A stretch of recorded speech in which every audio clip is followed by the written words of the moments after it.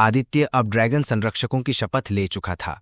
उसकी आत्मा में वो शक्ति थी जिसे केवल किताब के चुने हुए ही पा सकते थे, लेकिन शांतिपूर्ण क्षण ज्यादा देर तक टिक ना सके।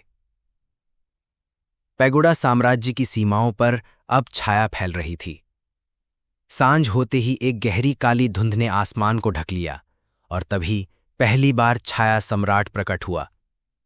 उसका चेहरा साफ नहीं था, धुएं और परछाइयों से बना हुआ, लेकिन उसकी आंखें जलती हुई अंगारों की तरह चमक रही थीं। उसके साथ आई थी छाया की सेना, अंधकार से बने योद्धा, बिना चेहरों वाले, केवल युद्ध की ललक और विनाश की भूख लिए हुए। पहला युद्ध। आदित्य और अन्य संरक्षकों ने पैगोडा की रक्षा के लिए मोर्चा संभाल लिया। ड्रैगन एक एक कर आकाश में उड़ने लगे और उनके मुंह से निकली ज्वालाएं अंधकार से लड़ने लगीं। लेकिन छाया की सेना को रोका नहीं जा रहा था। वे हर जादू को सोख लेते थे और उसे उल्टा घुमा देते थे। एक छाया योद्धा आदित्य की ओर बढ़ा। उसने डर महसूस किया, लेकिन फिर किताब उसके हाथ में चमकी।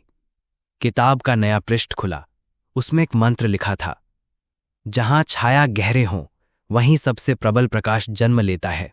आदित्य ने मंत्र पढ़ा और उसके हाथों से एक उज्ज्वल रेखा निकली जो सीधे उस छाया योद्धा को चीरती चली गई। पहली बार अंधकार पीछे हटा। छाया सम्राट की भविष्यवाणी। छाया सम्राट हंसा। उसकी आवाज आसमान को कंपा रही थी। तू अभी बच्चा है, लेकिन तू ही वो चाबी है जिससे मेरा द्वार फिर खुलेगा। मैं तुझे नष्ट नहीं करूंगा, मैं तुझे तोड़ूंगा। और अचानक वो और उसकी सेना धुएं में बदलकर गायब हो गए। ये केवल एक शुरुआत थी। किताब का आखिरी पृष्ठ अब तक कोरा था, लेकिन युद्ध के बाद वहां कुछ लिखा था। जब 3 संरक्षक मिलेंगे तभी अंतिम युद्ध लड़ा जाएगा।